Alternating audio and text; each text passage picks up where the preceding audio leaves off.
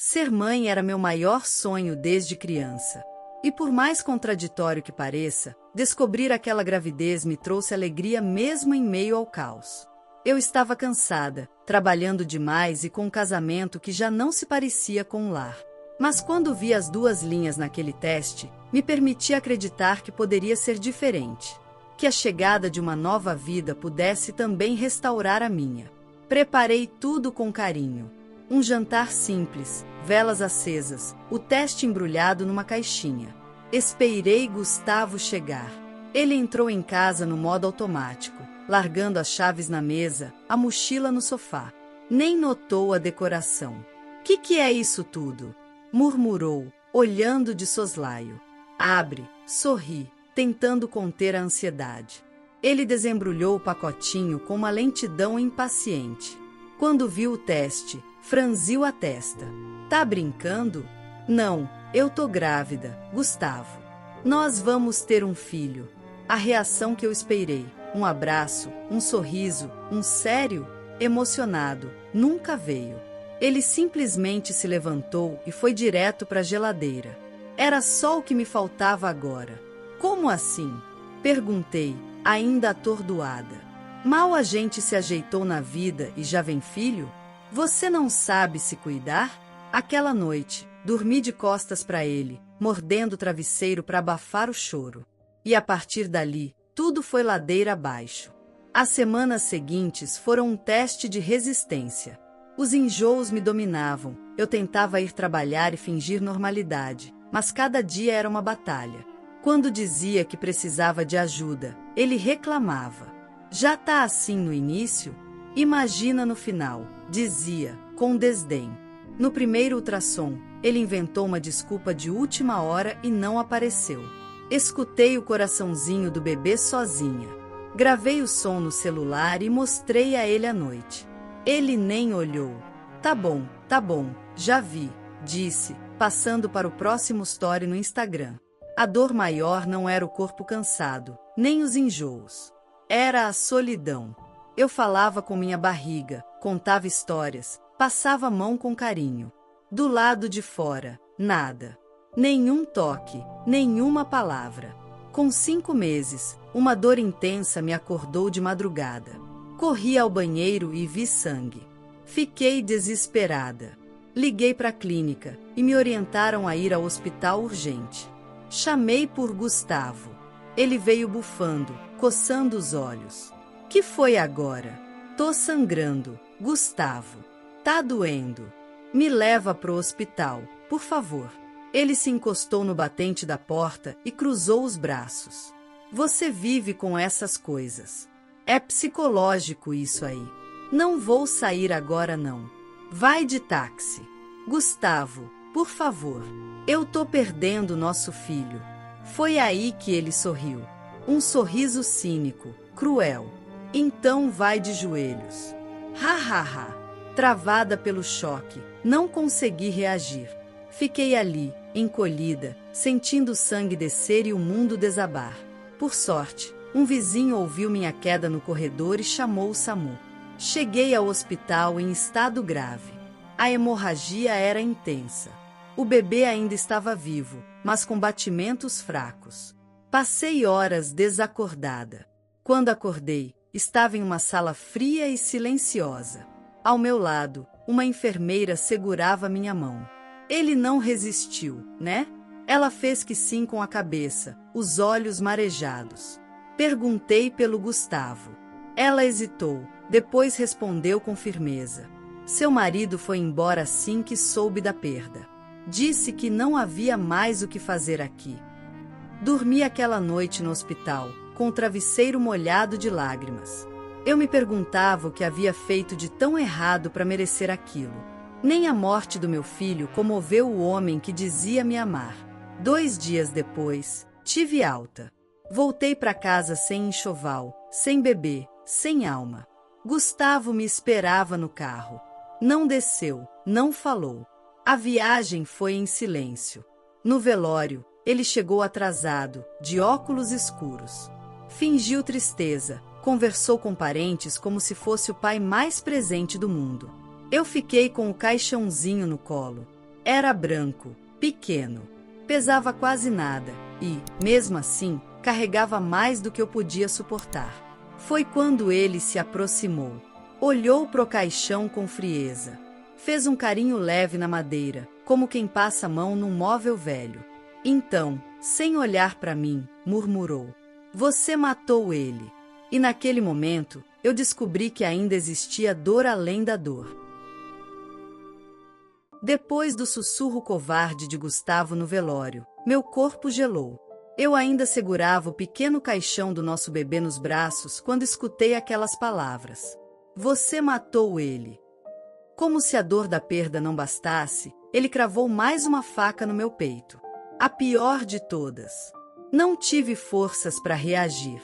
As pessoas ao redor estavam tão envoltas no próprio luto ou distraídas com as formalidades que ninguém pareceu escutar. Mas eu escutei. Eu senti.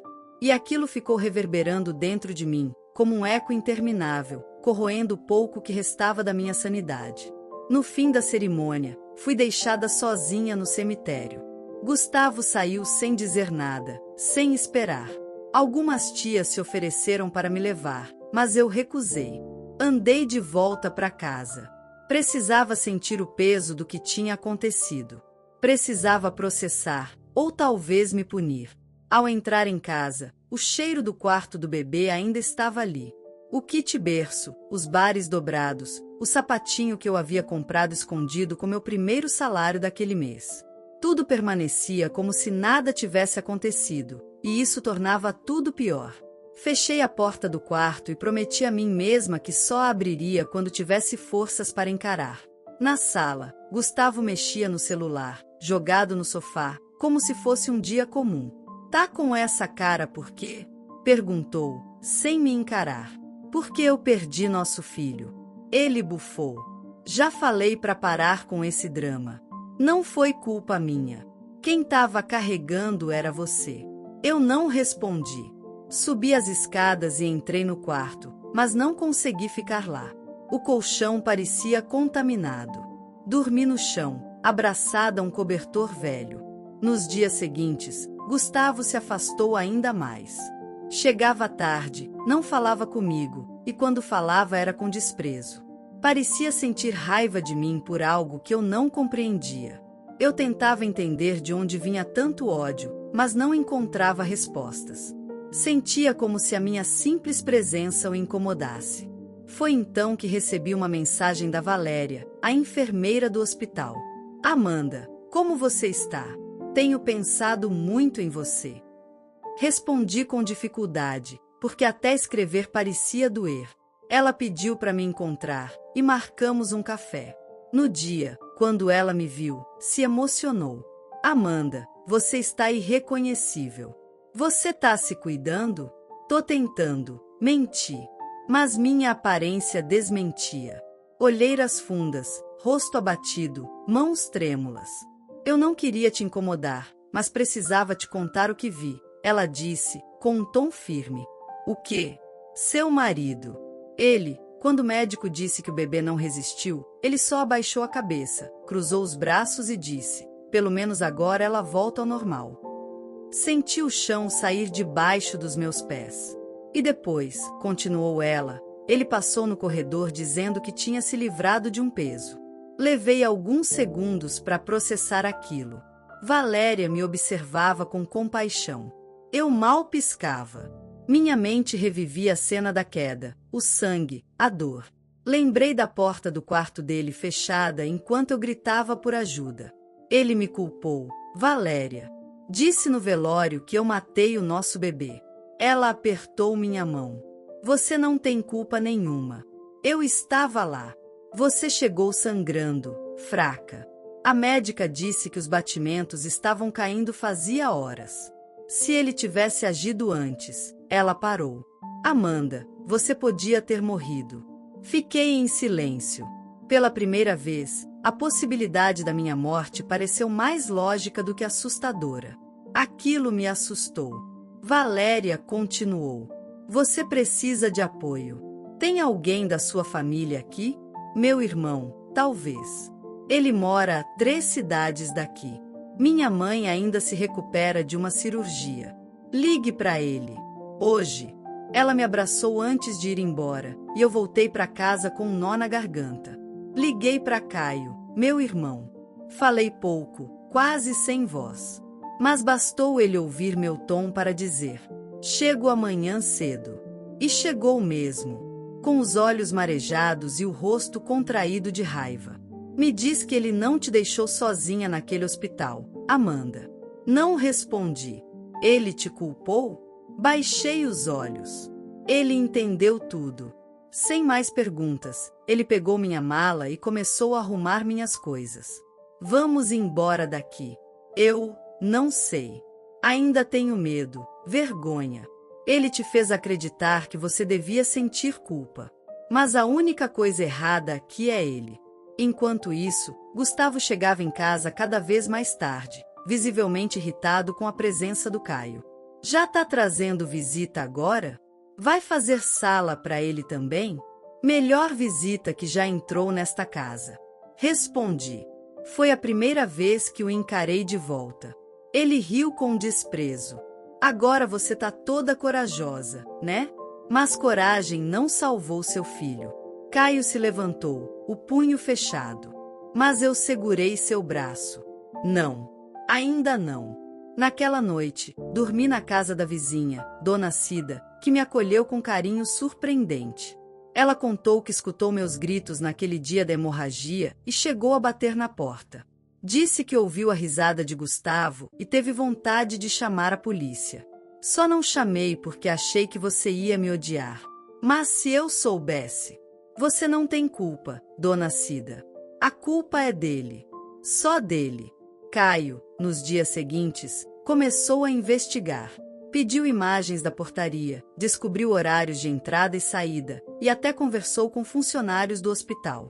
Um porteiro revelou algo crucial. Gustavo havia chegado ao hospital com outra mulher, sorrindo, momentos depois da minha internação. Disse que parecia mais preocupado com o celular do que comigo. Dias depois, Valéria me ligou novamente. Amanda, preciso te mostrar uma coisa. Uma foto. Foi tirada na sala de observação. Você estava desacordada. O que tem nessa foto? Uma verdade que ele não vai conseguir fugir. E foi essa imagem, esse registro inesperado, que mudou tudo. Valéria me entregou o envelope com a foto como quem passa uma tocha. Fiquei encarando a imagem por minutos. Eu inconsciente, o rosto pálido, ligada a aparelhos. Ao lado da minha cama, Gustavo, sorrindo, com o celular em uma mão e a outra abraçando uma mulher que encostava o rosto em seu ombro. Ele parecia estar num almoço de domingo, não numa UTI onde nossa história havia acabado de se partir. Eu não sei como isso é possível, sussurrei. Era esse o homem que dizia me amar. Ele dizia muitas coisas, Amanda, disse Valéria, séria. E fez outras tantas. Essa mulher da foto, a fisioterapeuta que entrou há poucos meses. Descobri que ele mentiu para ela também. Disse que você era uma ex que insistia em manter contato por causa da criança. Usou a gravidez para se fazer de vítima. Meu peito ardeu. Eu conhecia essa sensação. Era o mesmo ardor que senti quando escorreguei da escada. Gritei o nome dele e esperei ajuda. Era a dor da traição misturada com a sensação de abandono. Eu havia sido apagada da própria história. Valéria, você acha que essa foto pode fazer justiça? Não tenho dúvidas. E tem mais. O porteiro do hospital está disposto a falar. Ele viu Gustavo chegar com essa mulher. E tem câmeras. Tudo pode ser requisitado, se você quiser. Naquela tarde, voltei para casa com o envelope colado ao peito. Senti algo que não sentia fazia tempo. Força. Não por raiva, mas por fim. Eu precisava que aquilo terminasse. Precisava que ele visse o que fez, que parasse de me culpar, ou, no mínimo, que parasse de sair impune. Caio me esperava na cozinha. E então? Perguntou, ansioso. Estendi a foto para ele. Nossa, murmurou, sem conseguir tirar os olhos da imagem. Eu quero ir até o fim com isso. Caio. Mas do meu jeito. Naquela noite, não dormi. Fiquei lembrando de cada momento em que Gustavo me fez duvidar de mim mesma. Desde quando me chamava de sensível demais, até quando dizia que eu exagerava tudo. Lembrei do dia que ele não me levou ao hospital. Lembrei de quando sussurrou: "Você matou ele", com a frieza de quem assopra velas de aniversário. Na manhã seguinte, Gustavo chegou em casa por volta das 9. Devia ter dormido fora de novo. Não me importava mais. "Onde está meu café?" Foi a primeira coisa que disse. Caio estava ao meu lado. Ficamos em silêncio. Eu puxei uma cadeira e pedi: "Senta, Gustavo." Ele riu, debochado. "Agora temos reunião de família?" "Não. Temos revelações." Coloquei a foto sobre a mesa. Ele ficou em pé, com um sorriso congelado. Depois, esticou o braço, tentando pegar a imagem. "Você tem ideia do que está fazendo?" "Tenho. E tenho mais do que isso. Tenho provas. E testemunhas. E coragem. Coisas que você nunca teve." Ele pegou a foto e a rasgou no meio, como se isso apagasse os fatos. "Provas? Testemunhas? Isso é fofoca. E essa mulher aí", apontou para a figura na imagem, "não tem nada a ver com você. Era meu passado." Engraçado, seu passado estava ao seu lado enquanto eu quase morria e nosso filho também. Engraçado, seu passado recebeu transferências da nossa conta conjunta. Tem prints. Tem extratos. E tem, acima de tudo, minha memória. Que voltou. Contudo, Gustavo ficou branco. E pela primeira vez, vacilou. "Você quer o quê? Uma indenização? Vai sair por aí bancando a vítima?" "Não, Gustavo. Eu quero a verdade. E você vai conhecer o que é ser desmascarado." Caio, com o celular na mão, soltou. "Tá tudo gravado, aliás. Desde o momento que entrou em casa. Isso aqui já foi pra nuvem, pro grupo da família e pro advogado." Gustavo chutou a cadeira. "Vocês são patéticos. Nenhum juiz vai ligar para isso. Talvez não. Mas a internet liga. O hospital liga. E a mulher que você enganou também vai ligar", disse Caio. Gustavo avançou em direção a mim. Mas não chegou perto. Dona Cida entrou pela porta da sala e gritou: "Tente tocar nela, seu covarde. Quero ver." Ela estava com o celular apontado, gravando tudo. Eu escutei seus gritos naquela noite, Amanda. Eu escutei ela implorando por socorro. "Você ria, Gustavo. Você ria. Isso não prova nada." Gritou ele. "Ah, prova sim", disse Valéria, que entrou logo em seguida. "Eu contei tudo à direção do hospital. Você já foi afastado." E a fisioterapeuta pediu desculpas publicamente. Ela inclusive depôs a favor da Amanda. "Te conheceu tarde demais." O silêncio na sala foi pesado. Gustavo pareceu encolher, como se não houvesse mais onde se esconder. Eu respirei fundo. Me levantei, peguei o resto da foto rasgada e olhei bem nos olhos dele. "Você tentou me apagar. Tentou me fazer acreditar que a culpa era minha. Mas a única coisa que matei foi a ilusão de quem você era." Ele saiu sem dizer palavra. Sem malas, sem dignidade. Dias depois, o processo correu. As provas foram anexadas. Com o apoio de Valéria, Dona Cida, Caio e da própria fisioterapeuta, o juiz emitiu medida protetiva e Gustavo foi demitido oficialmente. A imagem viralizou em grupos internos do hospital. A reputação dele? Irreversivelmente destruída. Meses se passaram. O quarto do bebê ainda estava fechado. Mas não como antes. Agora, ele era um símbolo de um tempo que passou. Não um lugar de dor, mas de memória. Um espaço que seria aberto quando meu coração dissesse: "Está na hora." E eu sentia, a hora estava chegando. A história de hoje chegou ao fim. E se você quiser mudar a sua história através de deliciosos brigadeiros gourmets, os tornando sua fonte de renda extra, ou até mesmo principal, adquira agora seu livro digital, que chegará no seu e-mail com mais de 80 receitas de brigadeiros por um preço ridiculamente barato.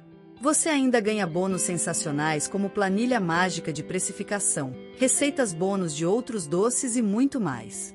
E se não quiser fazer renda com seus brigadeiros, você pode simplesmente deixar seus amigos e familiares apaixonados por essas gostosuras. Clica no link da descrição ou do primeiro comentário desse vídeo e reserve agora seu livro digital. E não se esqueça de comentar qual lição você tirou dessa história. Também deixe um like no vídeo e se inscreva para não perder os próximos vídeos. Tchauzinho!